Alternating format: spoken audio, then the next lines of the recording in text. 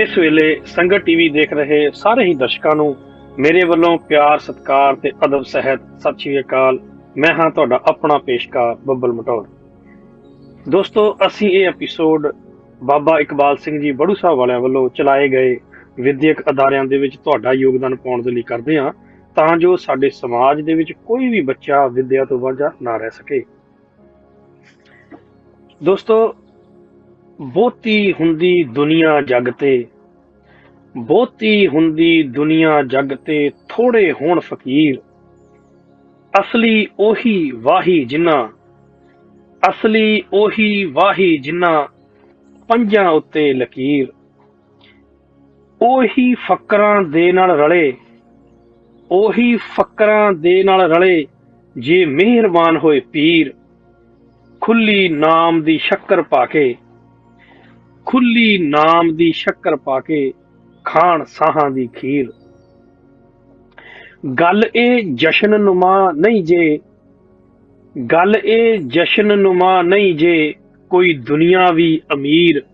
ਬਾਜੀ ਜਿੱਤੀ ਕਿ ਹਾਰੀ ਲੱਗਣਾ, ਬਾਜੀ ਜਿੱਤੀ ਕਿ ਹਾਰੀ ਲੱਗਣਾ, ਪਤਾ ਇਹ ਅੰਤ ਅਖੀਰ। ਬੜੀਆਂ ਘਾਲ ਕਮਾਈਆਂ ਕਰਕੇ, ਬੜੀਆਂ ਘਾਲ ਕਮਾਈਆਂ ਕਰਕੇ, ਮਿਲਦੀ ਹੈ ਤਕਦੀਰ ਕਿ ਜਾਵਣ ਕੱਲੇ ਜੱਗ ਤੋਂ ਪਿੱਛੇ, ਜਾਵਣ ਕੱਲੇ ਜੱਗ ਤੋਂ ਪਿੱਛੇ, ਰੋਵੇ ਬਹਿ ਕੇ ਭੀੜ, ਰੋਵੇ ਬਹਿ ਕੇ ਭੀੜ। ਦੋਸਤੋ, ਜਿਸ ਤਰ੍ਹਾਂ ਕਿ ਤੁਸੀਂ ਸਾਰੇ ਜਾਣਦੇ ਹੋ ਕਿ ਪਿਛਲੇ ਦਿਨੀ ਬਾਬਾ ਇਕਬਾਲ ਸਿੰਘ ਜੀ ਬੜੂ ਸਾਹਿਬ ਵਾਲੇ ਅਕਾਲ ਚਲਾਣਾ ਕਰ ਗਏ ਸਨ, ਤੇ ਉਹਨਾਂ ਦੇ ਅਕਾਲ ਚਲਾਣੇ ਤੋਂ ਬਾਅਦ ਸਾਡਾ ਇਹ ਪਹਿਲਾ ਐਪੀਸੋਡ ਜੋ ਹੈ ਸ਼ੂਟ ਹੋ ਰਿਹਾ ਹੈਗਾ। ਸੋ ਅੱਜ ਦਾ ਇਹ ਐਪੀਸੋਡ ਬੇਸਿਕਲੀ ਉਹਨਾਂ ਦੇ ਲਈ ਇੱਕ ਸ਼ਰਧਾਂਜਲੀ ਰੂਪ ਦੇ ਵਿੱਚ ਹੋਏਗਾ। ਅਸੀਂ ਕੋਸ਼ਿਸ਼ ਕਰਾਂਗੇ ਇੱਕ ਵਾਰ ਫੇਰ ਉਹਨਾਂ ਦੇ ਜੀਵਨ ਦੇ ਵਿੱਚ, ਉਹਨਾਂ ਦੀ ਜ਼ਿੰਦਗੀ ਦੇ ਵਿੱਚ ਝਾਤ ਮਾਰਨ ਦੀ, ਉਹਨਾਂ ਦੀ ਜ਼ਿੰਦਗੀ ਰੂਪੀ ਸਾਗਰ ਦੇ ਵਿੱਚ ਡੁਬਕੀ ਮਾਰਨ ਦੀ, ਤੇ ਕੋਸ਼ਿਸ਼ ਕਰਾਂਗੇ ਕੋਈ ਕੁਛ ਨਵੇਂ ਜੋ ਮੋਤੀ ਆ ਉਹ ਸਾਡੇ ਹੱਥ ਲੱਗ ਸਕਣ। ਤੇ ਇਸ ਹੀ ਝਾਤ ਦੇ ਵਿੱਚ ਉਹਨਾਂ ਨੂੰ ਸ਼ਰਧਾਂਜਲੀ ਅਰਪਣ ਕਰਨ ਦੇ ਲਈ ਸਾਡੇ ਨਾਲ ਇੱਕ ਵਾਰ ਫੇਰ ਜੁੜ ਚੁੱਕੇ ਹਨ ਸਰਦਾਰ ਰਣਬੀਰ ਸਿੰਘ ਜੀ ਅਟਵਾਲ। ਸੋ ਸਭ ਤੋਂ ਪਹਿਲਾਂ ਮੈਂ ਉਹਨਾਂ ਦਾ ਸਵਾਗਤ ਕਰਨਾ ਚਾਹਾਂਗਾ ਅੱਜ ਦੇ ਇਸ ਐਪੀਸੋਡ ਦੇ ਵਿੱਚ। ਅਟਵਾਲ ਜੀ, ਬਹੁਤ ਬਹੁਤ ਸਵਾਗਤ ਹੈ ਜੀ ਇੱਕ ਵਾਰ ਫੇਰ ਅੱਜ ਦੇ ਐਪੀਸੋਡ ਦੇ ਵਿੱਚ। ਵਾਹਿਗੁਰੂ ਜੀ ਕਾ ਖਾਲਸਾ, ਵਾਹਿਗੁਰੂ ਜੀ ਕੀ ਫਤਿਹ। ਫਤਿਹ ਬੱਬਲ ਸਾਹਿਬ ਜੀ। ਅਟਵਾਲ ਜੀ, ਬੜਾ ਗਹਿਰਾ ਸਦਮਾ ਇੱਕ ਲੱਗਿਆ ਇੱਕ ਕਹਿ ਲਓ ਸੰਸਥਾ ਨੂੰ, ਕਿਉਂਕਿ ਸੰਸਥਾ ਦੇ ਬਾਨੀ ਫਾਊਂਡਰ ਕਹਿ ਲਓ, ਜਾਂ ਜਿਸ ਤਰ੍ਹਾਂ ਕਿ ਉਹਨਾਂ ਦੀ ਪ੍ਰੇਰਣਾ ਸੀਗੀ ਪਿੱਛੇ ਮਹਾਂਪੁਰਸ਼ਾਂ ਤੋਂ, ਉਹਨਾਂ ਨੇ ਇਹ ਕਾਰਜ ਜੋ ਹੈ ਆਰੰਭ ਕੀਤਾ, ਉਹਨਾਂ ਦੇ ਹਿੱਸੇ ਆਇਆ ਸ਼ਰਧਾਂਜਲੀ ਦੇ ਰੂਪ ਦੇ ਵਿੱਚ। ਤਾਂ ਕਹਿਣ ਤੋਂ ਪਹਿਲਾਂ ਤਾਂ ਮੈਂ ਕਹਾਂਗਾ ਕਿ ਮਹਿਸੂਸ ਹੀ ਨਹੀਂ ਹੁੰਦਾ ਕਿ ਉਹ ਇੱਥੇ ਸਾਡੇ ਵਿੱਚ ਨਹੀਂ ਹੈਗੇ, ਕਿਉਂਕਿ ਇੰਨੇ ਜ਼ਿਆਦਾ ਉਹ ਵਿੱਚ ਇਨਵੋਲਵ ਸੀਗੇ। ਸਾਰਾ ਕੁਝ ਸ਼ੁਰੂ ਕੀਤਾ, ਪਹਿਲਾਂ ਮਨ ਨਹੀਂ ਮੰਨਦਾ, ਪਰ ਖੈਰ ਸੱਚਾਈ ਨੂੰ ਕਬੂਲਣਾ ਪਏਗਾ, ਮੰਨਣਾ ਪਏਗਾ ਆਖਰ। ਤੇ ਤੁਸੀਂ ਸ਼ਰਧਾਂਜਲੀ ਦੇ ਰੂਪ ਦੇ ਵਿੱਚ, ਤੁਸੀਂ ਵੈਸੇ ਤੁਸੀਂ ਜੇ ਅਸੀਂ ਗੱਲ ਕਰੀਏ ਬੜੀ ਵਾਰ ਦੱਸ ਚੁੱਕੇ ਹੋ ਕਿਸ ਤਰ੍ਹਾਂ ਤੁਸੀਂ ਉਹਨਾਂ ਨੂੰ ਜੁਆਇਨ ਕੀਤਾ, ਕਿਸ ਤਰ੍ਹਾਂ ਤੁਸੀਂ ਉਹਨਾਂ ਨਾਲ ਜੁੜੇ। ਪਰ ਮੈਂ ਸੋਚ ਰਿਹਾ ਸੀ ਕਿ ਬਹੁਤ ਸਾਰੀਆਂ ਐਸੀਆਂ ਯਾਦਾਂ ਵੀ ਹੋਣਗੀਆਂ, ਬਹੁਤ ਸਾਰੇ ਇਸ ਤਰ੍ਹਾਂ ਦੇ ਪਲ ਹੋਣਗੇ ਜਿਹੜੇ ਅਜੇ ਬੇਬਿਆਨੇ ਹੋਣਗੇ, ਨਹੀਂ ਬਿਆਨੇ ਗਏ ਹੋਣਗੇ। ਬੜੀਆਂ ਐਸੀਆਂ ਗੱਲਾਂ ਹੋਣਗੀਆਂ, ਕਿਉਂਕਿ ਪਹਿਲਾਂ ਸਾਡੇ ਜੋ ਨੋਰਮਲ ਐਪੀਸੋਡ ਹੁੰਦੇ ਆ, ਸਾਡਾ ਫੋਕਸ ਥੋੜਾ ਜਿਹਾ ਕਹਿ ਲਓ ਵੀ ਜੀਵਨ ਤੋਂ ਹਟ ਕੇ ਸਾਡੇ ਪ੍ਰੋਜੈਕਟ ਤੇ ਹੁੰਦਾ ਹੈ, ਐਜੂਕੇਟ ਤੇ ਸੇਵ ਦੇ। ਪਰ ਅੱਜ ਦਾ ਐਪੀਸੋਡ ਜੋ ਹੈ ਉਹਦੇ ਵਿੱਚ ਬਸ ਇਹ ਖਾਸ ਬੇਨਤੀ ਹੈ ਕਿ ਅਸੀਂ ਉਹਨਾਂ ਦੇ ਜੀਵਨ ਤੇ ਝਾਤ ਮਾਰੀਏ, ਮੈਂ ਵੀ ਕੁਝ ਸਿੱਖਾਂ, ਸਾਡੇ ਦੇਖਣ ਵਾਲੇ ਵੀ ਕੁਝ ਸਿੱਖਣ ਕਿ ਤੁਹਾਡਾ ਜੋ ਉਹਨਾਂ ਦੇ ਨਾਲ ਸਪੈਨ ਸੀਗਾ, ਇਹ 30 ਈਅਰ ਆਲਮੋਸਟ ਹੈ ਨਾ ਜੀ, 30 ਸਾਲਾਂ ਦਾ ਜਿਹੜਾ ਤੁਹਾਡਾ ਤੁਸੀਂ ਸਮਾਂ ਗੁਜ਼ਾਰਿਆ, ਇੰਨੀ ਦੇਰ ਕਿਸੇ ਚੀਜ਼ ਦੇ ਨਾਲ ਜੁੜ ਕੇ ਰਹਿਣਾ ਬੜਾ ਔਖਾ। ਕਿਹੜੀ ਐਸੀ ਚੀਜ਼ ਸੀ ਜਿਹਦੇ ਕਰਕੇ ਤੁਸੀਂ ਜੁੜੇ ਰਹੇ, ਤੁਸੀਂ ਅੱਜ ਵੀ ਜੁੜੇ ਹੋ? ਕਿਹੜੀ ਐਸੀ ਚੀਜ਼ ਹੈ, ਔਰ ਬਾਬਾ ਜੀ ਦੇ ਉਹ ਜਿਹੜਾ ਜੀਵਨ ਸੀ, ਕਿਹੜੀ ਚੀਜ਼ ਨੇ ਤੁਹਾਨੂੰ ਲਗਾਤਾਰ ਮੁਤਾਸਿਰ ਜੋ ਹੈ ਕਰਦਾ ਰਿਹਾ? ਕਿਉਂਕਿ ਲੈਕ ਆਫ ਮੋਟੀਵੇਸ਼ਨ ਜਿਹੜੀ ਹੈ ਸਾਡੀ ਜ਼ਿੰਦਗੀਆਂ 'ਚ ਹਰੇਕ ਚੀਜ਼ ਵਿੱਚ ਆ ਜਾਂਦੀ ਹੈ, ਪਰ ਤੁਸੀਂ 30 ਸਾਲ ਤੋਂ ਜੁੜੇ ਹੋ, ਬਹੁਤ ਲੰਬਾ ਵਕਫਾ ਆ। ਸੋ ਮੈਂ ਵੀ ਜਾਣਨਾ ਚਾਹਾਂਗਾ ਕਿ ਅੱਜ ਤੁਸੀਂ ਉਹਨਾਂ ਦੇ ਜੀਵਨ ਰੂਪੀ ਉਹ ਦਰਿਆ ਦੇ ਵਿੱਚ, ਸਮੁੰਦਰ ਦੇ ਵਿੱਚ ਥੋੜਾ ਗਹਿਰਾ ਉਤਰੋ, ਤੇ ਸਾਨੂੰ ਵੀ ਜੋ ਹੈ ਉਹ ਕੁਛ ਨਾ ਕੁਛ ਸਾਡੇ ਸੰਗਤਾਂ ਦੇ, ਤੇ ਸਾਨੂੰ ਵੀ ਕੋਈ ਨਾ ਕੋਈ ਸਾਡੀ ਝੋਲੀ ਪਾਓ, ਕੁਛ ਨਾ ਕੁਛ ਮੋਤੀ ਜੋ ਹੈ ਸਾਡੀ ਝੋਲੀ ਪਾਓ, ਤੇ ਤਾਂ ਕਿ ਉੱਥੋਂ ਕੁਛ ਸਿੱਖਿਆ ਮਿਲ ਸਕੇ। ਜਿਹੜੀ ਪ੍ਰੇਰਣਾ ਤੁਸੀਂ ਲਈ, ਜਿਹੜੀ ਅੱਜ ਤੱਕ ਬਰਕਰਾਰ ਹੈ, ਸ਼ਾਇਦ ਵੱਧਦੀ ਜਾ ਰਹੀ ਹੈ, ਸ਼ਾਇਦ ਹੋਰ ਵਧੀ ਹੋਏਗੀ, ਉਹ ਬਾਕੀਆਂ ਦੀ ਵੀ ਵਧੇ। ਥੈਂਕ ਯੂ ਬੱਬਲ ਸਾਹਿਬ। ਹੁਣ ਤੁਹਾਡਾ ਕੁਐਸਚਨ ਤਾਂ ਇੱਕ ਜਾਂ ਸਮੁੰਦਰ ਨੂੰ ਕੁੱਜੇ ਵਿੱਚ ਬੰਦ ਕਰਨ ਵਾਲੀ ਗੱਲ ਹੈ। ਸੰਗਤ 30 ਸਾਲ ਦੀ ਸੰਗਤ ਇੱਕ ਬਹੁਤ ਹੀ ਵੱਡਾ ਅਹਿਮ ਸਾਡੀ ਜ਼ਿੰਦਗੀ ਦਾ ਹਿੱਸਾ। ਤੇ ਬਾਬਾ ਜੀ ਦਾ ਜਿਹੜਾ ਸ਼ਰਧਾਂਜਲੀ ਪ੍ਰੋਗਰਾਮ ਹੈ, ਇਹਦੇ ਵਿੱਚ ਅਸੀਂ ਉਹਨਾਂ ਨੂੰ ਜਿਹੜੀ ਸ਼ਰਧਾਂਜਲੀ ਦੇ ਸਕਦੇ ਹਾਂ ਉਹ ਸਭ ਤੋਂ ਸੱਚੀ ਸੁੱਚੀ ਸ਼ਰਧਾਂਜਲੀ ਇਹੀ ਹੋਏਗੀ ਕਿ ਜੋ ਉਹਨਾਂ ਦਾ ਮਿਸ਼ਨ ਸੀ, ਜੋ ਉਹਨਾਂ ਦਾ ਪ੍ਰਚਾਰ ਸੀ, ਜੋ ਉਹਨਾਂ ਦਾ ਸੰਦੇਸ਼ ਸੀ, ਜੋ ਉਹਨਾਂ ਦਾ ਸਿੱਖੀ ਦੇ ਨਾਲ ਪਿਆਰ ਸੀ। So as a Sikh role model ਮੈਂ ਤਾਂ ਕਹਿੰਦਾ ਕਿ ਉਹ ਸਾਡੀ ਜ਼ਿੰਦਗੀ ਦੇ ਵਿੱਚ ਆਏ। ਅਤੇ ਜੇ ਇਸ ਪੂਰੇ ਸਫ਼ਰ ਨੂੰ ਸਮ ਅਪ ਕਰਨਾ ਹੋਵੇ ਤੇ ਸਮਝ ਲਓ ਕਿ ਨਾਨਕ ਨਾਮ ਵਸਿਆ ਮਨ ਅੰਤਰ, ਵਿੱਚੋਂ ਆਪ ਗਵਾਈਏ। ਬਸ ਇਹ ਸਮਝ ਲਓ ਕਿ ਜਦੋਂ ਮਨ ਦੇ ਅੰਦਰ ਨਾਮ ਵਸ ਜਾਏ ਤੇ ਜਿਹੜੀ ਈਗੋ ਹੈ, ਆਪ ਹੈ, ਮੈਂ ਖਤਮ ਹੋ ਜਾਂਦੀ ਹੈ। ਜਾਂ ਫਿਰ ਇਹਨੂੰ ਦੂਸਰੀ ਤਰ੍ਹਾਂ ਸਮਝ ਲਓ ਕਿ ਜਦੋਂ ਤੁਹਾਡੇ ਚੋਂ ਮੈਂ ਖਤਮ ਹੋ ਗਈ, ਉਦੋਂ ਤੁਹਾਡੇ ਅੰਦਰ ਨਾਮ ਦਾ ਵਾਸਾ ਹੋ ਗਿਆ। ਜਿਹੜਾ ਮੈਂ ਜਦੋਂ ਨਿਕਲ ਗਈ ਤੇ ਉਹ ਸਰੀਰ ਤੁਹਾਡਾ ਫਿਰ ਨਾਮ ਵਾਸਤੇ ਜਗ੍ਹਾ ਬਣਾ ਲੈਂਦਾ ਵਿੱਚ। ਸੋ ਇਹ ਸਫ਼ਰ ਕਿੱਥੋਂ ਸ਼ੁਰੂ ਕਰੀਏ, ਕਿੱਥੇ ਇਹਨੂੰ ਖਤਮ ਕਰੀਏ, ਇਹ ਬੜਾ ਮੁਸ਼ਕਲ ਹੈ, ਕਿਉਂਕਿ ਜਿਹੜੀ ਸੱਚ ਹੁੰਦੀ ਹੈ ਉਹ ਇੱਕ ਅਟਲ ਸੱਚਾਈ ਹੁੰਦੀ ਹੈ। ਇਸੇ ਤਰ੍ਹਾਂ ਫਿਜ਼ੀਕਲੀ ਬਾਬਾ ਜੀ ਅੱਜ ਭਾਵੇਂ ਸਾਡੇ ਵਿੱਚ ਨਹੀਂ ਹਨ, ਪਰ ਜੋ ਉਹਨਾਂ ਦਾ ਸੰਦੇਸ਼ ਹੈ, ਜੋ ਉਹਨਾਂ ਦਾ ਪਿਆਰ ਹੈ, ਜੋ ਉਹਨਾਂ ਦੀ ਸੰਗਤ ਦਾ ਨਿੱਘ, ਉਹ ਹਮੇਸ਼ਾ ਲਈ ਨਾਲ ਹੀ ਰਹੇਗਾ। ਤੇ ਮੇਰੀ last telephone conversation Baba ji ਨਾਲ ਜਦੋਂ ਹੋਈ ਤੇ ਬਾਬਾ ਜੀ ਨਾਲ ਗੱਲ ਕੀਤੀ ਵੀ UK ਦੀਆਂ ਸੰਗਤਾਂ ਤੁਹਾਨੂੰ ਹਰ ਸਾਲ ਇੰਤਜ਼ਾਰ ਕਰਦੀਆਂ ਕਿ ਤੁਸੀਂ ਹਰ ਸਾਲ ਆਉਂਦੇ ਰਹੇ ਹੋ ਕਈ ਸਾਲਾਂ ਤੋਂ, ਤੇ ਹੁਣ ਚਲੋ ਡਾਕਟਰਾਂ ਨੇ ਟਰੈਵਲਿੰਗ ਮਨਾ ਕੀਤਾ, ਪਰ ਤੁਸੀਂ ਕੋਸ਼ਿਸ਼ ਕਰੋ ਕਿ ਇੱਕ ਵਾਰ ਸੰਗਤਾਂ ਨੂੰ ਆਪਣੀ ਆਖਰੀ ਵਿਜ਼ਿਟ ਕਰਕੇ ਆਪਣੇ ਵੱਲੋਂ ਇੱਕ ਅਲਵਿਦਾ ਪੇ। ਹੁਣ ਸਾਡੀ ਸਿਹਤ ਕਰਕੇ ਸਾਤੇ ਨਹੀਂ ਆ ਹੋਣਾ। 96 ਸਾਲ ਦੀ ਉਮਰ ਸੀ ਬਾਬਾ ਜੀ ਦੀ ਹੁਣ ਜਦੋਂ ਪੂਰੇ ਹੋਏ ਨੇ। ਸੋ ਜੇ ਉਹ ਸਫ਼ਰ ਦੇਖੇ ਪਰ ਉਹ ਨਹੀਂ ਹੋ ਸਕਿਆ, ਪਰ ਫਿਰ ਵੀ ਬਾਬਾ ਜੀ ਨੇ ਕਿਹਾ ਨਹੀਂ ਕੋਈ ਨਹੀਂ, ਜ਼ਰੂਰ ਮਿਲਾਂਗੇ, ਜ਼ਰੂਰ ਕੋਸ਼ਿਸ਼ ਕਰਾਂਗੇ, ਬਣਾਉਂਦੇ ਪ੍ਰੋਗਰਾਮ। ਸੋ ਉਹ ਨਹੀਂ ਬਣ ਸਕਿਆ। ਤੇ ਬਾਕੀ ਤੁਹਾਡੀ ਕਵਿਤਾ ਜੀ ਤੁਸੀਂ ਕਿਹਾ ਕਿ ਜਿਹੜੇ ਪੰਜਾਂ ਦੇ ਉੱਤੇ ਲਕੀਰ ਫੇਰਨੀ ਹੈ ਨਾ, ਇਹ ਲਕੀਰ ਜੇ ਤੁਹਾਨੂੰ ਸਹੀ ਸੰਗਤ ਮਿਲ ਜਾਏ ਤੇ ਫੇਰਨੀ ਬੜੀ ਔਖੀ ਹੋ ਜਾਂਦੀ ਹੈ। ਪੰਜ ਚੋਰ ਆਗੇ ਭਗੇ ਜਬ ਸਾਧ ਸੰਗੇਤ। ਜਦੋਂ ਸਾਧ ਆਤਮਾ, ਸਾਧ ਸੰਤਾਂ ਦੀ ਕੋਈ ਸੰਗਤ ਤੁਹਾਨੂੰ ਮਿਲ ਜਾਏ ਤੇ ਫਿਰ ਪੰਜ ਚੋਰਾਂ ਤੋਂ ਛੁਟਕਾਰਾ ਛੇਤੀ ਹੋ ਜਾਂਦਾ। ਤੇ ਅੱਜ ਦੇ ਬਾਬਾ ਜੀ ਦੇ ਜੋ ਸੰਗਤ ਹੈ, ਜੋ ਬਾਬਾ ਜੀ ਦਾ ਸੰਦੇਸ਼ ਹੈ, ਜੋ ਬਾਬਾ ਜੀ ਦੇ ਜੀਵਨ ਤੋਂ ਸਾਨੂੰ ਸੇਧ ਮਿਲਦੀ ਹੈ, ਉਹਦੇ ਬਾਰੇ ਮੈਂ ਤੇ ਇਹ ਕਹਾਂ ਕਿ ਬਾਬਾ ਜੀ ਇੱਕ ਬੜੀ ਧੁਰੋਂ ਵਰਸਾਈ ਹੋਈ ਰੂਹ ਸੀਗੀ। ਜਿਸ ਤਰ੍ਹਾਂ ਪ੍ਰਮਾਤਮਾ ਨੇ ਕੁਛ ਰੂਹਾਂ ਨੂੰ ਉਹ ਭੇਜਦੇ ਨੇ ਕਿ ਭਾਈ ਆ ਤੁਸੀਂ ਕਾਰਜ ਕਰਕੇ ਆਉਣਾ, ਤੇ ਉਹ ਇਸ ਤਰ੍ਹਾਂ ਹੀ ਸੀ ਕਿ ਦੇਖੋ ਇਹ ਸਫ਼ਰ ਸ਼ੁਰੂ ਕਿੱਥੋਂ ਹੁੰਦਾ। ਇਹ ਸਫ਼ਰ ਸ਼ੁਰੂ ਹੁੰਦਾ ਕਿ ਜਦੋਂ ਤੁਹਾਡੇ ਮਾਤਾ ਪਿਤਾ ਅਰਦਾਸ ਕਰਨ ਵਾਹਿਗੁਰੂ ਅੱਗੇ, ਪਿਆਰ ਦੇ ਵਿੱਚ ਭਿੱਜ ਕੇ ਅਰਦਾਸ ਕਰਨ ਕਿ ਸਾਡੇ ਘਰ ਕੋਈ ਭਗਤ ਰੂਹ ਪੈਦਾ ਹੋਵੇ। ਤੇ ਉਹ ਫਿਰ ਇਸ ਤਰ੍ਹਾਂ ਹੀ ਸਮਝ ਲਓ ਕਿ ਉਹਨਾਂ ਦੇ ਮਾਤਾ ਪਿਤਾ ਦੀ ਅਰਦਾਸ ਸੀ ਤੇ ਇਹ ਭਗਤ ਰੂਹ ਬਾਬਾ ਜੀ ਦੇ ਰੂਪ ਦੇ ਵਿੱਚ ਪੈਦਾ ਹੋਈ। ਉਹ ਭਗਤ ਰੂਹ ਕਰਕੇ ਹੀ ਸੀ ਕਿ ਉਹਨਾਂ ਦੇ ਜਦੋਂ ਬੜੇ ਬਚਪਨ ਦੇ ਵਿੱਚੋਂ ਹੀ ਉਹਨਾਂ ਦੇ ਵਿੱਚ ਮਨ ਦੇ ਵਿੱਚ ਇੱਕ ਇਹੋ ਹੀ ਤਾਂਘ ਸੀਗੀ ਕਿ ਮੈਂ ਕਿਸ ਤਰ੍ਹਾਂ ਵਾਹਿਗੁਰੂ ਜੀ, ਕਿਉਂਕਿ ਮਾਤਾ ਪਿਤਾ ਦਾ ਫਰਜ਼ ਹੁੰਦਾ ਕਿ ਆਪਣੇ ਬੱਚਿਆਂ ਨੂੰ ਸਿੱਖਿਆ ਦੇਣੀ, ਕੋਈ ਆਪਣੀਆਂ ਇਤਿਹਾਸ ਦੇ ਵਿੱਚੋਂ ਸਾਖੀਆਂ ਸੁਣਾਉਣੀਆਂ।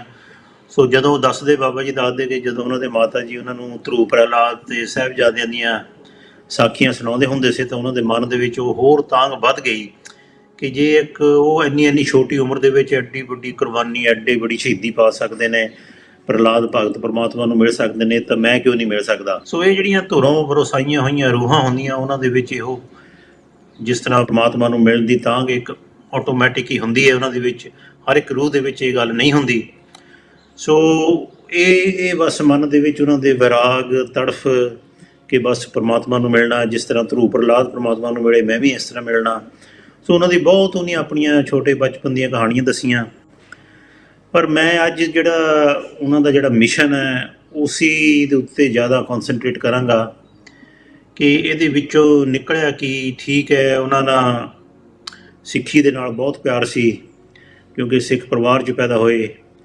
ਅਤੇ ਸਾਹਿਬਜ਼ਾਦਿਆਂ ਤੋਂ ਬਹੁਤ ਜ਼ਿਆਦਾ ਉਹ ਪ੍ਰਭਾਵਿਤ ਹੋਏ ਉਹਨਾਂ ਦੀ ਕੁਰਬਾਨੀ ਤੋਂ। ਤੇ ਉਨੀ ਸਿੱਖ ਗੁਰੂਆਂ ਦੇ ਵਿੱਚੋਂ ਗੁਰੂ ਅੰਗਦ ਦੇਵ ਜੀ ਨੂੰ ਆਪਣਾ ਰੋਲ ਮਾਡਲ ਮੰਨਿਆ। ਤੇ ਜਦੋਂ ਤੁਸੀਂ ਕਿਸੇ ਨੂੰ ਆਪਣਾ ਰੋਲ ਮਾਡਲ ਮੰਨ ਲੈਂਦੇ ਹੋ, ਸਮਝ ਲਓ ਕਿ ਤੁਹਾਡਾ ਉਹਨਾਂ ਦੇ ਨਾਲ ਪਰਸਨੈਲਿਟੀ, ਇੱਕ ਤਰ੍ਹਾਂ ਦੀ ਥਿੰਕਿੰਗ, ਸੋਚ ਦੀ ਸਾਂਝ ਪੈ ਜਾਂਦੀ ਹੈ। ਸੋ ਉਹਨਾਂ ਦੇ ਜੀਵਨ ਦਾ ਜੋ ਡਰਾਈਵਿੰਗ ਫੋਰਸ ਸੀ, ਸਭ ਤੋਂ ਵੱਡਾ ਡਰਾਈਵਰ ਬਾਬਾ ਜੀ ਦਾ ਇਹ ਸੀ ਕਿ ਜਿਸ ਤਰ੍ਹਾਂ ਗੁਰੂ ਅੰਗਦ ਦੇਵ ਜੀ ਗੁਰੂ ਨਾਨਕ ਦੇਵ ਜੀ ਦਾ ਹੁਕਮ ਮੰਨ ਕੇ ਉਹ ਸਾਰੀ ਸੇਮ ਤਾਕਤ ਉਹਨਾਂ ਦੇ ਵਿੱਚ ਇੱਕ ਤਰ੍ਹਾਂ ਨਾਲ ਅਲੋਪ ਹੀ ਹੋ ਗਏ, ਆਪ ਹੀ ਗੁਰੂ ਬਣ ਗਏ। ਸੋ ਇਸੀ ਚੀਜ਼ ਤੋਂ ਉਹਨਾਂ ਦਾ ਇਹ ਫੁਰਨਾ ਸੀ ਕਿ ਸਾਨੂੰ ਵੀ ਕੋਈ ਇਸ ਤਰ੍ਹਾਂ ਦਾ ਕੋਈ ਸਾਧ, ਕੋਈ ਸੰਤ, ਕੋਈ ਇਸ ਤਰ੍ਹਾਂ ਦਾ ਗੁਰੂ ਸਾਨੂੰ ਮਿਲ ਜਾਏ ਕਿ ਅਸੀਂ ਵੀ ਆਪਣੇ ਜੀਵਨ ਦੇ ਵਿੱਚ ਉਹਨਾਂ ਦੇ ਬਚਨ ਕਮਾ ਕੇ ਆਪਣਾ ਜੀਵਨ ਸਫਲ ਕਰ ਲਈਏ। ਸੋ ਚਲੋ, ਇਹ ਬੜੀ ਲੰਮੀ ਕਹਾਣੀ ਹੈ ਤੇ ਉਹਨਾਂ ਦੀ ਇਹ ਅਰਦਾਸ ਸਮਝ ਉਦੋਂ ਪੂਰੀ ਹੋ ਗਈ ਜਦੋਂ ਉਹਨਾਂ ਦਾ ਮਿਲਾਪ ਹੋਇਆ ਸੰਤ ਤੇਜਾ ਸਿੰਘ ਜੀ ਮਹਾਰਾਜ ਨਾਲ। ਤੇ ਬਸ ਉਹਨਾਂ ਦਾ ਦੱਸਦੇ ਨੇ ਕਿ ਉਹ ਸਾਨੂੰ ਉਸ ਵੇਲੇ ਅਹਿਸਾਸ ਹੋ ਗਿਆ ਕਿ ਜਿਸ ਤਰ੍ਹਾਂ ਦਾ ਬਾਬਾ ਸੰਤ ਅਸੀਂ ਚਾਹੁੰਦੇ ਸੀ ਸਾਨੂੰ ਮਿਲ ਗਿਆ। ਬਸ ਫਿਰ ਉਹਨਾਂ ਦਾ ਜੀਵਨ ਦੀ ਤਪੱਸਿਆ ਇਹੋ ਹੀ ਸੀ ਕਿ ਉਹਨਾਂ ਦੇ ਬਚਨ ਹੀ ਕਮਾਏ ਸਾਰੀ ਉਮਰ। ਬਾਬਾ ਜੀ ਨੇ ਸੰਤ ਤੇਜਾ ਸਿੰਘ ਜੀ ਦੇ ਬਚਨ ਕਮਾਏ ਤੇ ਉਹ ਬਚਨਾਂ ਦੇ ਵਿੱਚੋਂ ਹੀ ਹੁਣ ਜਿਹੜਾ ਜੇ ਸਾਰੀ ਸਫਰ ਦਾ ਇੱਕ ਨਿਚੋੜ ਕੱਢਣਾ ਹੋਵੇ, ਸੋ ਸਾਡਾ ਵੀ ਥੋੜਾ ਜਿਹਾ ਇਸ ਤਰ੍ਹਾਂ ਦੀ ਸਫਰ ਸੀ ਕਿ 84 ਦੇ ਵਿੱਚ ਜੋ ਦਿੱਲੀ ਦੇ ਵਿੱਚ ਕਤਲੇਆਮ ਜੋ ਸਿੱਖਾਂ ਦਾ ਹੋਇਆ, ਜੋ ਅਤਿਆਚਾਰ ਦੇਖਿਆ, ਉਹ ਤੋਂ ਬਾਅਦ ਮਨ ਸਾਡਾ ਵੀ ਬੜਾ ਵਿਰਾਗ ਦੇ ਵਿੱਚ ਸੀ ਪਿਆ ਇਸ ਤਰ੍ਹਾਂ ਦੀ ਸਾਡੀ ਕੌਮ ਹੋਵੇ ਤੇ ਇੰਨਾ ਸਾਡੇ ਤੇ ਤਸ਼ੱਦਦ ਤੇ ਇੰਨਾ ਅਨਿਆਏ, ਇੰਨਾ ਜ਼ੁਲਮ ਹੋਇਆ ਹੋਵੇ। ਤੋ ਉਹ ਕੋਈ ਵੀ ਰੂਹ ਹੈ, ਕੋਈ ਵੀ ਆਤਮਾ ਉਹ ਥੋੜੀ ਹਿੱਲ ਜਾਂਦੀ ਹੈ, ਤੜਫ ਉੱਠਦੀ ਹੈ ਵੀ ਕਿਉਂ ਹੋਇਆ। ਸੋ ਆਪਣਾ ਵੀ ਇਹੋ ਹੀ ਸੀਗਾ ਕਿ ਜਿਸ ਤਰ੍ਹਾਂ ਜੇ ਸਾਡਾ ਦਿੱਲੀ ਦੇ ਵਿੱਚ 84 ਦੇ ਵਿੱਚ ਬਚਾਅ ਹੋ ਗਿਆ ਤੇ ਸਮਝ ਲਓ ਕਿ ਇਹ ਲਾਈਫ ਜਿਹੜੀ ਇੱਕ ਤਰ੍ਹਾਂ ਦਾ ਬੋਨਸ ਹੀ ਹੈ।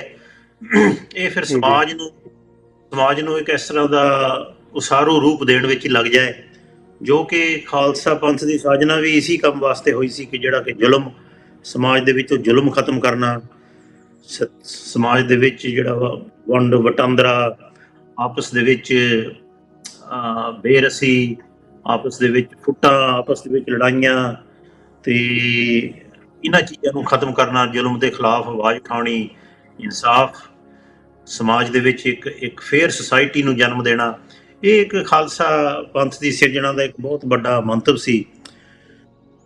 ਤੋ ਇਹਨਾਂ ਚੀਜ਼ਾਂ ਤੋਂ ਸੇਧ ਲੈ ਕੇ ਆਪਣਾ ਵੀ ਮਨ ਐਸੀ ਸੀ ਕਿ ਕਿਆ ਕੀਤਾ ਜਾਵੇ। ਉਹ ਸਾਨੂੰ ਸਭ ਤੋਂ ਵੱਡਾ ਮਤਲਬ ਇਹ ਸਮਝ ਲਓ ਕਿ ਇੱਕ ਡਾਇਰੈਕਸ਼ਨ ਸਮਝ ਲਓ, ਜਾਂ ਇੱਕ ਬਹੁਤ ਵੱਡਾ ਇੱਕ ਹੌਸਲਾ ਮਿਲਿਆ ਜਦੋਂ ਮੇਰੀ ਪਹਿਲੀ ਬਾਬਾ ਜੀ ਨਾਲ ਮੀਟਿੰਗ ਇੱਥੇ ਇੰਗਲੈਂਡ ਦੇ ਵਿੱਚ ਹੀ ਹੋਈ, ਕਿਉਂਕਿ ਮੈਂ 84 ਦਿੱਲੀ ਸੀ, ਉਹ ਤੋਂ ਬਾਅਦ 86 'ਚ ਇੰਗਲੈਂਡ ਆ ਗਏ ਸੀ। ਤੇ ਇੰਗਲੈਂਡ ਦੇ ਵਿੱਚ ਅਸੀਂ ਪਹਿਲੀ ਮੁਲਾਕਾਤ ਜਦੋਂ ਬਾਬਾ ਜੀ ਪਹਿਲੇ ਆਏ 91-92 ਦੇ ਆਸ-ਪਾਸ ਇੱਥੇ, ਸੋ ਪਹਿਲੀ ਮੁਲਾਕਾਤ ਬਾਬਾ ਜੀ ਦੇ ਘਰ, ਬਾਬਾ ਜੀ ਇੱਥੇ ਕਿਸੇ ਦੇ ਘਰ ਆਪਣੇ ਹੋਏ ਸੀ ਪ੍ਰੋਗਰਾਮ ਤੇ ਉਦੋਂ ਮਤਲਬ ਬਾਬਾ ਜੀ ਦਾ ਉਹਨਾਂ ਦਾ ਸੀਗਾ ਕਿ ਦੇਖੋ ਜਿਹੜੀ ਕੁਰਬਾਨੀ ਹੈ ਉਹਦਾ ਮਤਲਬ ਇਹ ਨਹੀਂ ਹੁੰਦਾ ਵੀ ਤੁਸੀਂ ਝਟਪਟ ਇੱਕ ਗੋਲੀ ਖਾਧੀ ਤੇ ਕੁਰਬਾਨ ਹੋ ਗਏ, ਸ਼ਹੀਦ ਹੋ ਗਏ। ਕੁਰਬਾਨੀ ਤੁਸੀਂ ਇੱਕ ਗੋਲੀ ਨਾਲ ਕੁਰਬਾਨੀ ਸ਼ਹੀਦ ਹੋਣਾ ਹੈ ਜਾਂ ਰੋਜ਼ ਸ਼ਹੀਦ ਹੋਣਾ। ਸੋ ਸਾਨੂੰ ਪਹਿਲਾਂ ਤਾਂ ਸਮਝ ਨਹੀਂ ਆਇਆ ਕਿ ਰੋਜ਼ ਸ਼ਹੀਦ ਹੋਣੇ ਵਾਲੀ ਕਿਹੜੀ ਗੱਲ ਹੈ ਤੇ ਕੀ ਕਰ ਰਹੇ ਨੇ ਬਾਬਾ ਜੀ। ਉਹਨਾਂ ਦਾ ਫਿਰ ਮਤਲਬ ਇਹ ਸੀਗਾ ਕਿ ਭਾਈ ਜ਼ਿੰਦਗੀ 'ਚ ਜੋ ਵੀ ਕਰ ਰਹੇ ਹੋ ਉਹ ਇਹ ਸਮਝ ਕੇ ਕਰੋ ਕਿ ਮੈਂ ਗੁਰੂ ਨਾਨਕ ਦੇਵ ਜੀ ਦੀ ਨੌਕਰੀ ਕਰ ਰਿਹਾ। ਸੋ ਉਹਨੀ ਵੀ ਜ਼ਿੰਦਗੀ ਦੇ ਵਿੱਚ ਆਪਣਾ ਇਹੋ ਹੀ ਮਿਸ਼ਨ ਬਣਾਇਆ ਸੀ ਕਿ ਠੀਕ ਹੈ ਕਿ ਜਿਹੜੀ ਅਸੀਂ ਨੌਕਰੀ ਕਰ ਵੀ ਰਹੇ ਹਾਂ, ਭਾਵੇਂ ਸਾਨੂੰ ਪੈਸੇ ਮਿਲਦੇ ਆ, ਸਾਡੀਆਂ ਜ਼ਰੂਰਤਾਂ ਹੋਣ ਫੈਮਿਲੀ, ਪਰ ਬਾਬਾ ਜੀ ਤੋਂ ਇੱਕ ਕਦਮ ਅੱਗੇ ਸੀ। ਉਹਨਾਂ ਦੇ ਵਿੱਚ ਇੰਨੀ ਲਗਨ ਸੀ ਕਿ ਮੈਂ ਸਿੱਖ ਪੰਥ ਦੀ ਸੇਵਾ ਕਰਨੀ ਹੈ ਤੇ ਉਹਨੇ ਇਸ ਲਾਈਨ ਦੇ ਉੱਤੇ ਪੂਰਾ ਡਿਸਾਈਡ ਕਰ ਲਿਆ ਸੀ ਕਿ ਗ੍ਰਸਤੀ ਜੀਵਨ ਦੇ ਵਿੱਚ ਨਹੀਂ ਜਾਣਾ, ਕਿਉਂਕਿ ਗ੍ਰਸਤੀ ਜੀਵਨ ਦੇ ਵਿੱਚ ਜਾਵਾਂਗੇ ਤਾਂ ਸਾਡੇ ਮਨ 'ਚ ਭਟਕਣ ਆਏਗੀ ਤੇ ਅਸੀਂ ਆਪਣੇ ਜਿਹੜੀ ਮੰਜ਼ਿਲ ਆ ਉਹਨੂੰ ਪਾਉਣ ਦੇ ਵਿੱਚ ਹੋ ਸਕਦਾ ਰੁਕਾਵਟਾਂ ਆ ਜਾਣ ਸਾਡੇ ਦੇ ਵਿੱਚ। ਸੋ ਉਹਨਾਂ ਦਾ ਤਾਂ ਦੇਖੋ ਉਹਨਾਂ ਨੇ ਤਾਂ ਪਹਿਲਾਂ ਹੀ ਡਿਸਾਈਡ ਕਰ ਲਿਆ ਸੀ ਕਿ ਭਾਈ ਅਸੀਂ ਹਰ ਇੱਕ ਦਿਨ ਗੁਰੂ ਦੇ ਲੇਖੇ ਲਾਉਣਾ ਹੈ, ਹਰ ਇੱਕ ਰੋਜ਼ ਇੱਕ ਤਰ੍ਹਾਂ ਦੀ ਸ਼ਹੀਦੀ ਪਾਉਣੀ ਹੈ, ਹਰ ਇੱਕ ਰੋਜ਼ ਇੱਕ ਤਰ੍ਹਾਂ ਦੀ ਕੁਰਬਾਨੀ ਕਰਨੀ ਹੈ ਪੰਥ ਵਾਸਤੇ। ਸੋ ਉਹਨੇ ਕੀਤੀ ਵੀ, ਉਹਨਾਂ ਦੇ 'ਚ ਕੋਈ ਸ਼ੱਕ ਦੀ ਗੱਲ ਨਹੀਂ। ਜਦੋਂ ਉਹਨਾਂ ਦੇ ਜੀਵਨ 'ਚ ਦੇਖਦੇ ਆ ਤੁਸੀਂ ਆਪਣਾ ਇੱਕ ਸਾਹ ਪੰਥ ਦੇ ਲੇਖੇ ਲਾਇਆ, ਕਿਉਂਕਿ ਸੋ ਸਾਨੂੰ ਵੀ ਉੱਥੋਂ ਇਹੋ ਹੀ ਸੇਧ ਮਿਲ ਗਈ ਕਿ ਭਾਈ ਦੇਖੋ ਜਿੰਨਾ ਵੀ ਤੁਸੀਂ ਕਰ ਸਕਦੇ ਹੋ ਇਹਦੇ ਵਿੱਚ ਇੱਕ ਗੁੱਡ ਸਿੱਖ ਰੋਲ ਮਾਡਲ ਬਣੋ ਤਾਂ ਕਿ ਸਿੱਖੀ ਦਾ ਸਹੀ ਪ੍ਰਚਾਰ ਹੋ ਸਕੇ। ਕਿਉਂਕਿ ਜਿੰਨਾ ਚਿਰ ਅਸੀਂ ਜੋ ਇੱਕ ਸਿੱਖ ਦਾ ਕਿਰਦਾਰ ਹੈ, ਜੋ ਇੱਕ ਸਿੱਖ ਦੀ ਇੱਕ ਰਹਿਤ ਮਰਿਆਦਾ ਹੈ, ਜੋ ਇੱਕ ਸਿੱਖ ਦੀ ਡਿਊਟੀ ਤੇ ਡਿਸਪਲਿਨ ਹੈ, ਉਹ ਗੱਲਾਂ ਨਾਲ ਪ੍ਰਚਾਰ ਨਹੀਂ ਕਰ ਸਕਦੇ। ਉਹਦਾ ਪ੍ਰਚਾਰ ਸਿਰਫ ਇੱਕ ਰੋਲ ਮਾਡਲ ਬਣ ਕੇ ਹੀ ਹੋ ਸਕਦਾ। ਇਸੇ ਕਰਕੇ ਖਾਲਸਾ ਪੰਥ ਦੀ ਸਾਜਨਾ ਕੀਤੀ। ਉਹ ਸਾਜਨਾ ਦਾ ਮਕਸਦ ਹੀ ਸੀ ਕਿ ਇਸ ਤਰ੍ਹਾਂ ਦੇ ਰੋਲ ਮਾਡਲ ਜਿਹੜੇ ਕਿ ਲੱਖਾਂ ਦੇ ਵਿੱਚੋਂ ਇੱਕ ਪਛਾਣ ਹੋ ਜਾਏ, ਤੇ ਹਾਂ ਜਿਹੜੀ ਵੀ ਸੰਗਤ ਜਾਂ ਸਮਾਜ ਉਹਨਾਂ ਦੇ ਉੱਤੇ ਥੋੜੀ ਆਸ ਕਰ ਰੱਖੇ ਕਿ ਹਾਂਜੀ ਭਾਈ ਉਹ ਸਾਨੂੰ ਸਰਦਾਰ ਖਾਲਸਾ ਦਿਸ ਰਿਹਾ, ਉਹ ਸਾਡੇ ਨਾਲ ਖੜਾ ਹੋਏਗਾ, ਉਹ ਸੱਚ ਦੇ ਰਾਹ ਤੇ ਚੱਲੇਗਾ, ਕੋਈ ਇਮਾਨਦਾਰੀ ਦਾ ਸਬਕ ਸਿਖਾਏਗਾ, ਸੁਸਾਇਟੀ ਨੂੰ ਇੱਕ ਵਧੀਆ ਇੱਕ ਉਸਾਰੂ ਮੋੜ ਵੱਲ ਲੈ ਕੇ ਜਾਏਗਾ। ਸੋ ਇਸ ਤਰ੍ਹਾਂ ਦਾ ਬਾਬਾ ਜੀ ਦਾ ਜੀਵਨ ਸੀ। ਤੇ ਮੈਂ ਆਪ ਮੰਨਦਾ ਕਿ ਜੇ ਸਾਡਾ ਜਨਮ ਇੱਕ ਸਿੱਖ ਪਰਿਵਾਰ ਦੇ ਘਰ ਹੁੰਦਾ ਹੈ, ਤੇ ਮੈਂ ਤੇ ਜਿਸ ਤਰ੍ਹਾਂ ਮੈਂ ਕਿਹਾ ਕਿ ਬਾਬਾ ਜੀ ਦੇ ਤੇ ਧੁਰੋਂ ਵਰੋਸਾਈ ਹੋਈ ਰੂਹ ਸੀ ਕਿ ਉਹਨਾਂ ਦੇ ਮਨ 'ਚ ਕੋਈ ਕਿਸ ਤਰ੍ਹਾਂ ਦੀ ਭਟਕਣ ਨਹੀਂ ਸੀ। ਉਹਨਾਂ ਦਾ ਸਫ਼ਰ ਬਿਲਕੁਲ ਜਿਸ ਤਰ੍ਹਾਂ ਕਿ ਉਹਨਾਂ ਦੀ ਜਿਹੜੀ ਨਜ਼ਰ ਹਮੇਸ਼ਾ ਆਪਣਾ ਜੋ ਟੀਚਾ ਸੀ ਜ਼ਿੰਦਗੀ ਦੇ ਵਿੱਚ, ਉਹ ਤੋਂ ਕਦੀ ਇੱਧਰ ਉੱਧਰ ਨਹੀਂ ਹੋਈ। ਪਰ ਉਸ ਟੀਚੇ ਤੱਕ ਪਹੁੰਚਣ ਵਾਸਤੇ ਉਹਨੇ ਸਭ ਤੋਂ ਵੱਡੀ ਜਿਹੜੀ ਉਹਨਾਂ ਦੀ ਸੇਧ ਇਹ ਹੋਈ ਸੀ ਕਿ ਸੰਤ ਤੇਜਾ ਸਿੰਘ ਜੀ ਮਹਾਰਾਜ ਦਾ ਜੋ ਵੀ ਡਾਇਰੈਕਸ਼ਨ ਹੈ ਉਹਨੂੰ ਫੋਲੋ ਕਰਨਾ, ਉੱਤੇ ਕੋਈ ਕਿੰਤੂ ਪਰੰਤੂ ਕਿਸੇ ਤਰ੍ਹਾਂ ਦੀ ਕੋਈ ਗੱਲਬਾਤ ਨਹੀਂ ਕਰਨੀ। ਸੋ ਬਾਕੀ ਉਹਨਾਂ ਦਾ ਇਹ ਸੀ ਕਿ ਜੇ ਸਾਡਾ ਜਨਮ ਇੱਕ ਸਿੱਖ ਪਰਿਵਾਰ ਦੇ ਵਿੱਚ ਹੁੰਦਾ ਤੇ ਅਸੀਂ ਇਸ ਚੀਜ਼ ਨੂੰ ਸਮਝ ਲਈਏ ਕਿ ਸਾਡੀ ਕੋਈ ਬਹੁਤ ਕਈ ਜਨਮਾਂ ਦੀ ਭਗਤੀ ਹੈ ਕਿ ਜਿਹੜਾ ਸਾਨੂੰ ਇਹ ਨੰਬਰ 1 ਕਿ ਸਾਨੂੰ ਇਹ ਮਨੁੱਖਾ ਦੇਹੀ ਮਿਲੀ ਹੈ। ਨੰਬਰ ਦੂਸਰਾ ਇਹ ਕਿ ਇੱਕ ਸਿੱਖ ਪਰਿਵਾਰ ਸਾਨੂੰ ਮਿਲਿਆ। ਕਿਉਂਕਿ ਜਦੋਂ ਬਾਬਾ ਜੀ ਕਈ ਵਾਰ ਅਰਦਾਸ ਕਰਦੇ ਹੁੰਦੇ ਸੀ ਤੇ ਬਾਬਾ ਜੀ ਅਰਦਾਸ 'ਚ ਕਹਿੰਦੇ ਹੁੰਦੇ ਸੀ ਕਿ ਇਹ ਵਾਹਿਗੁਰੂ ਜੀ ਮੈਨੂੰ ਨੈਕਸਟ ਜਿਹੜਾ ਜਨਮ ਮਿਲੇ ਉਹ ਵੀ ਇੱਕ ਸਿੱਖ ਪਰਿਵਾਰ ਦੇ ਘਰ ਹੀ ਮਿਲੇ, ਤੇ ਇੱਕ ਵਧੀਆ ਸਿੱਖ ਬਣ ਕੇ ਮੈਂ ਦੁਬਾਰਾ ਆਵਾਂ। ਦੇਖੋ ਇਹ ਅਰਦਾਸ ਬਹੁਤ ਇੱਕ ਰੇਅਰ ਮੈਂ ਤੇ ਨਹੀਂ ਕਿਸੇ ਮਹਾਂਪੁਰਖਾਂ ਤੋਂ ਜਾਂ ਕਿਸੇ ਤੋਂ ਵੀ ਇੱਦਾਂ ਦੀ ਅਰਦਾਸ ਸੁਣੀ ਕਿ ਉਹ ਕਹਿਣ ਕਿ ਮੈਨੂੰ ਇੱਕ ਹੋਰ ਵਧੀਆ ਸਿੱਖ ਬਣਾ ਕੇ ਦੁਨੀਆ ਦੇ ਵਿੱਚ ਭੇਜਿਓ ਤਾਂ ਕਿ ਮੈਂ ਇਹ ਤੋਂ ਵੀ ਵਧੀਆ ਪੰਥ ਦੀ ਸੇਵਾ ਕਰ ਸਕਾਂ। ਸੋ ਇਸ ਤਰ੍ਹਾਂ ਦਾ ਸਿੱਖੀ ਦਾ ਕਿਰਦਾਰ ਹੈ, ਇਸ ਤਰ੍ਹਾਂ ਦਾ ਪੰਥ ਦਾ ਰੁਤਬਾ ਹੈ ਜਿਹਦੇ ਉੱਤੇ ਬਾਬਾ ਜੀ ਨੇ ਮੈਂ ਕਹਿੰਦਾ ਇੱਕ ਇੱਕ ਸਾਹ ਕੁਰਬਾਨ ਕਰਕੇ ਫੁੱਲ ਚੜਾਏ। ਸੋ ਬਾਬਾ ਜੀ ਵਾਸਤੇ ਇਹੀ ਸ਼ਰਧਾਂਜਲੀ ਤੇ ਇਹੋ ਹੀ ਹੋਏਗੀ ਕਿ ਜਿਹੜਾ ਉਹਨਾਂ ਦਾ ਮਿਸ਼ਨ ਹੈ, ਉਹਨਾਂ ਦਾ ਮਿਸ਼ਨ ਸੀ। ਉਹ ਤੋਂ ਬਾਅਦ ਕਿ ਜਦੋਂ ਤੁਸੀਂ ਸਿੱਖੀ ਦੀ ਗੱਲ ਕਰਦੇ ਹੋ, ਸਿੱਖ ਕਿਰਦਾਰ ਦੀ ਗੱਲ ਕਰਦੇ ਹੋ, ਤੇ ਆਪਣੇ ਉਹਦੇ 'ਚ ਗੁਰੂ ਗ੍ਰੰਥ ਸਾਹਿਬ ਤੇ ਸ਼ਬਦ ਗੁਰੂ ਤੋਂ ਅਸੀਂ ਬਿਲਕੁਲ ਨਹੀਂ ਦੂਰ ਨਹੀਂ ਜਾ ਸਕਦੇ। ਸੋ ਇਸ ਚੀਜ਼ ਤੇ ਉਹਨੇ ਪਹਿਰਾ ਦਿੱਤਾ ਕਿ ਜੇ ਅਸੀਂ ਜੋ ਸ਼ਬਦ ਗੁਰੂ ਹੈ ਇਹ ਸਾਡਾ ਜੀਵਨ ਦਾ ਇੱਕ ਤਰ੍ਹਾਂ ਦਾ ਧੁਰਾ ਹੋਣਾ ਚਾਹੀਦਾ ਕਿ ਅਸੀਂ ਹਮੇਸ਼ਾ ਸ਼ਬਦ ਗੁਰੂ ਦੇ ਵਿੱਚ ਆਪਣਾ ਨਿਤਨੇਮ ਤੇ ਆਪਣਾ ਜੋ ਗੁਰੂ ਗ੍ਰੰਥ ਸਾਹਿਬ ਦੇ ਵਿੱਚ ਸਾਡੀ ਨਿਸ਼ਠਾ ਹੈ ਉਹ ਤੋਂ ਸਾਡੇ ਮਨ 'ਚ ਕਦੀ ਮਤਲਬ ਡੋਲਣਾ ਨਹੀਂ ਕਦੀ ਚਾਹੀਦਾ। ਬਾਬਾ ਜੀ ਬੜੇ ਪਿਆਰ ਦੇ ਨਾਲ ਚੀਜ਼ਾਂ ਉਹਨੀ ਜੁੜ ਉਹਨਾਂ ਨੂੰ ਬੜਾ ਮਤਲਬ ਉਹਨਾਂ ਦਾ ਕੋਈ ਏਦਾਂ ਕੰਪਲੀਕੇਟਡ ਜਿਹਾ ਤਰੀਕਾ ਨਹੀਂ ਹੁੰਦਾ ਸੀ। ਕਈ ਵਾਰੀ ਅਸੀਂ ਕਥਾ ਸੁਣਦੇ ਹਾਂ, ਕਥਾ ਦੇ ਵਿੱਚ ਮਤਲਬ ਇਸ ਤਰ੍ਹਾਂ ਦੀਆਂ ਉਹ ਮਤਲਬ ਬੜੀ ਡੂੰਘੀ ਕਥਾ ਹੁੰਦੀ ਹੈ ਤੇ ਤੁਸੀਂ ਸੋਚਦੇ ਹੋ ਵੀ ਹਾਂ ਭਾਈ ਪਤਾ ਨਹੀਂ ਇਹ ਤਾਂ ਕਿਹੜੀਆਂ ਗੱਲਾਂ ਸਾਡੇ ਸਮਝ ਤੋਂ ਬਾਹਰੀਆਂ, ਅਸੀਂ ਤਾਂ ਪ੍ਰੈਕਟੀਕਲੀ ਕਰ ਹੀ ਨਹੀਂ ਸਕਦੇ। ਇਸ ਤਰ੍ਹਾਂ ਦਾ ਕੁਛ ਨਹੀਂ ਸੀ। ਬਾਬਾ ਜੀ ਦੀ ਗੱਲ ਬਹੁਤ ਹੀ ਸਿੰਪਲ, ਬਹੁਤ ਹੀ ਸਧਾਰਨ ਤੇ ਬਹੁਤ ਹੀ ਪ੍ਰੈਕਟੀਕਲ। ਤੇ ਸਭ ਤੋਂ ਵੱਡੀ ਗੱਲ ਕਿ ਉਹ ਜੋ ਵੀ ਉਹਨੇ ਪ੍ਰਚਾਰ ਕੀਤਾ ਉਹਨੇ ਆਪ ਕਮਾਇਆ ਤੇ ਆਪ ਕੀਤਾ। ਸੋ ਇਹ ਸਭ ਤੋਂ ਵੱਡੀ ਜਿਹੜੀ ਉਹਨਾਂ ਦੀ ਇੰਸਪਾਇਰੇਸ਼ਨ ਸੀ, ਜੋ ਕਿ ਸਾਡੀ ਜਿਹੜੀ 30 ਸਾਲ ਦੀ ਸੰਗਤ ਹੈ, ਮੈਂ ਕਹਿੰਦਾ ਸਾਡਾ ਤਾਂ ਜੀਵਨ ਸਫਲ ਕਰ ਗਏ ਉਹ। ਇਹ ਸਾਨੂੰ ਇੱਕ ਭਾਵੇਂ ਉਹਨਾਂ ਦਾ ਵਿਛੋੜਾ ਹੈ, ਜਿਹੜਾ ਦੇਖੋ ਇਹ ਜਿਹੜਾ ਮੋਹ ਦਾ ਦੁੱਖ ਹੈ, ਮੋਹ ਜਿਹੜੇ ਇਹ ਦੁਨਿਆਵੀ ਰਿਸ਼ਤੇ ਆ 30 ਸਾਲਾਂ ਦੇ ਵਿੱਚ ਉਹ ਜਦੋਂ ਟੁੱਟਦੇ ਨੇ ਉਹਨਾਂ ਦਾ ਦੁੱਖ ਤੇ ਹੁੰਦਾ ਹੀ ਹੈ।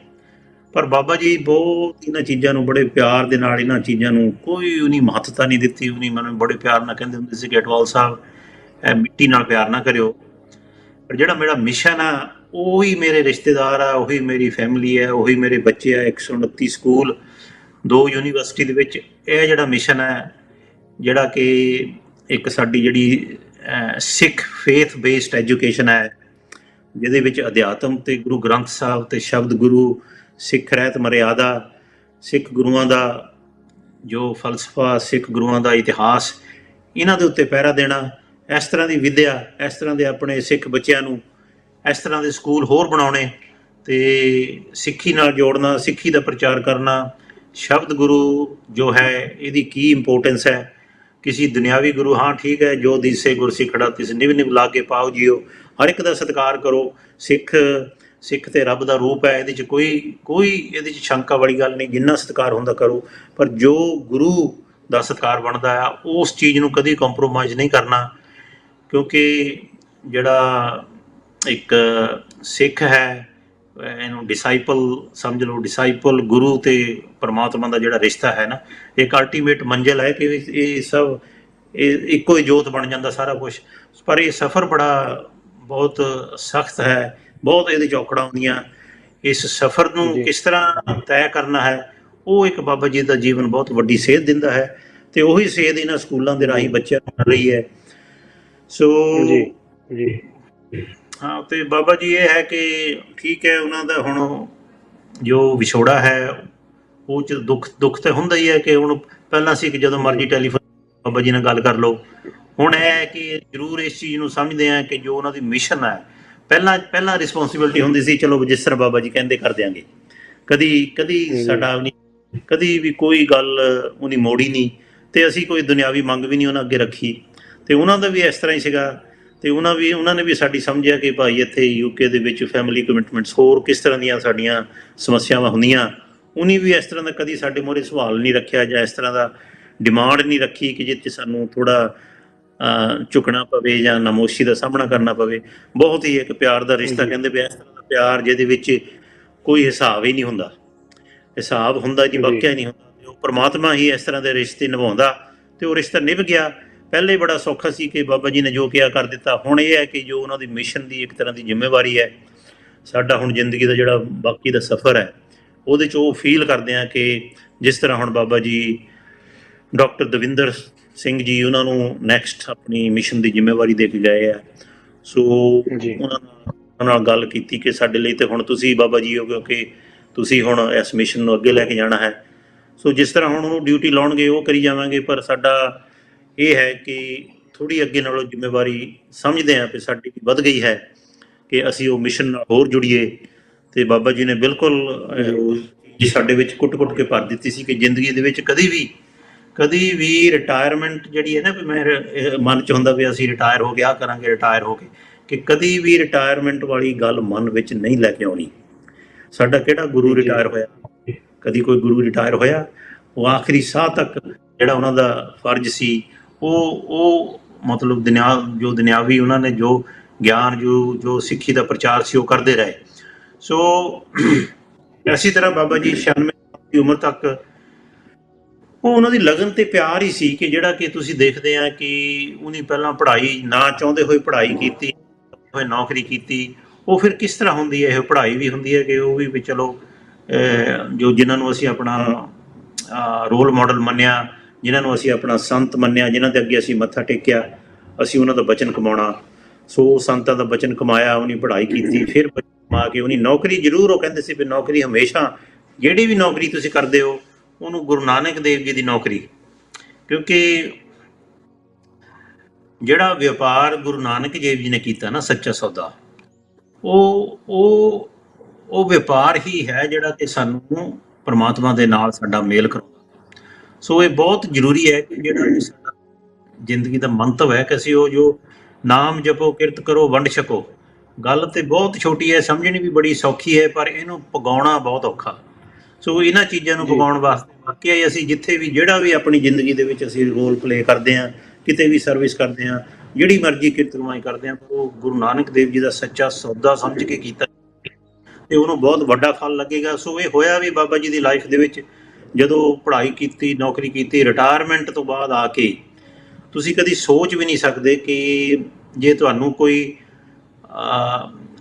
ਇਸ ਤਰ੍ਹਾਂ ਦੀ ਤੁਹਾਡੇ ਅੱਗੇ ਗੱਲ ਕਹਿ ਦੇ ਤੇ ਤੁਸੀਂ ਸੋਚਦੇ ਕਿ ਯਾਰ ਇਹ ਤਾਂ ਹੋ ਸਕਦਾ ਇਹਦੇ ਤਾਂ ਦਿਮਾਗ 'ਚ ਨੁਕਸ ਹੈ ਕਿ ਜਿਹੜਾ ਸਾਨੂੰ ਇਸ ਤਰ੍ਹਾਂ ਦਾ ਕੰਮ ਕਰਨ ਵਾਸਤੇ ਕੋਈ ਕਹਿ ਰਿਹਾ। ਇਸ ਤਰ੍ਹਾਂ ਦੀ ਹੀ ਉਹ ਸੀ ਕਿ ਜਦੋਂ ਉਹ ਬੜੂ ਸਾਹਿਬ ਜਾ ਕੇ ਉਹਨੇ ਬੜੂ ਸਾਹਿਬ ਨੂੰ ਪ੍ਰਗਟ ਕੀਤਾ ਤੇ 5 ਬੱਚਿਆਂ ਦੇ ਨਾਲ ਇੱਕ ਜੰਗਲ ਬਿਆਬਾਨ, ਤੁਸੀਂ ਜਿਸ ਤਰ੍ਹਾਂ ਪੰਜਾਬੀ 'ਚ ਕਹਿੰਦੇ ਨੇ ਕਿ ਆਲੇ ਦੁਆਲੇ ਜੰਗਲੀ ਜਾਨਵਰ, 25-25 ਕਿਲੋਮੀਟਰ ਤੱਕ ਕੋਈ ਟਾਊਨ ਨਹੀਂ, ਕੋਈ ਦੁਕਾਨ ਨਹੀਂ, ਕੋਈ ਫੈਸਿਲਿਟੀ ਨਹੀਂ, ਕੋਈ ਟਰਾਂਸਪੋਰਟ ਦਾ ਨਹੀਂ ਸਿਸਟਮ।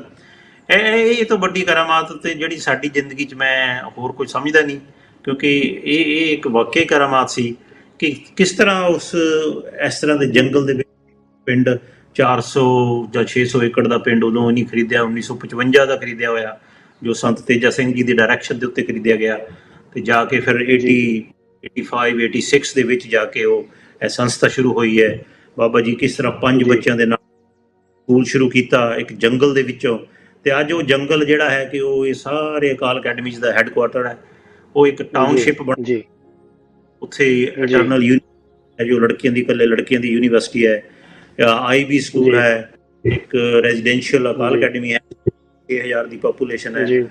ਉੱਥੋਂ ਮਤਲਬ ਇਹ ਮੈਂ ਕਹਿਣ ਦਾ ਮਤਲਬ ਇਹ ਹੈ ਕਿ ਜਦੋਂ ਤੁਹਾਡੇ ਮਨ ਦੇ ਵਿੱਚ ਸੱਚਾਈ ਹੋਵੇ, ਕੋਈ ਈਗੋ ਨਾ ਹੋਵੇ, ਹਿਊਮਿਲਿਟੀ ਹੋਵੇ, ਗਰੀਬੀ ਹੋਵੇ, ਤੇ ਪ੍ਰਮਾਤਮਾ ਉਹਦੇ ਵਿੱਚ ਕੋਈ ਕਸਰ ਨਹੀਂ ਛੱਡਦਾ। ਤੁਹਾਡੀ ਜਿਹੜੀ ਅਚੀਵਮੈਂਟ, ਉਹ ਬਾਬਾ ਜੀ ਦੀ ਅਚੀਵਮੈਂਟ, ਬਾਬਾ ਜੀ ਉਹਨਾਂ ਨੂੰ ਸ਼੍ਰੋਮਣੀ ਪੰਥ ਰਤਨ, ਵਿਦਿਆ ਮਾਰਤੰਡ ਤੋਂ ਜਿਹੜੇ ਵੀ ਇਹ ਖਿਤਾਬ ਮਿਲੇ ਨੇ, ਸੋ ਇਹ ਉਹਨਾਂ ਦੀ ਅਚੀਵਮੈਂਟ, ਉਹਨਾਂ ਦੀ ਜੋ ਡੈਡੀਕੇਸ਼ਨ ਸੀ, ਜੋ ਉਹਨਾਂ ਦਾ ਡਿਸਿਪਲਿਨ ਸੀ, ਜੋ ਉਹਨਾਂ ਦਾ ਡਿਟਰਮੀਨੇਸ਼ਨ ਸੀ, ਉਹ ਤੇ ਮਤਲਬ ਕੀ ਸੰਗਤ ਕੀਤੀ ਹੈ ਜਾਂ ਤਾਂ ਉਹੀ ਜਾਣਦੇ ਨੇ।